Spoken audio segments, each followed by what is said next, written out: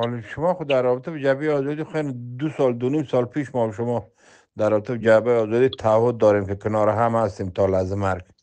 در این خب هیچ شک نیست. ما جبهه آزادی خب ما به خود این تعهد دادیم که هستیم تا آخر چیزا دیگه. اینطور که وظیفه معلوم شود که مثلا من اینی وظیفه ما است و اینی کارهای ما است، او وظیفه ما تا حال مثلا معلوم نشده. نه جبهه آزادی ما شما تشکیلات چیزی در نداریم. هر بخشی که شما بخواین شما جای بر شما هست، در هر بخش، در بخش رسانه، در بخش کمیته سیاسی، در بخش کمیته انسجام، در هر جایی که شما بخواین بر شما خود دیگه جناب. دکتر صاحب سلام بگو با قاری سه نفر خود ماست.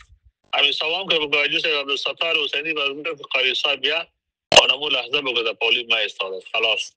چون ما میفهم جبهه آزادی جبهه ملی بر شما گفتم میتونیم و جبهه مقاومت که هست او بیچاره مریض هستن. گفته شما مریض هستن، من خودشان هم میشناسم که شناسیم میبینم، ولیکن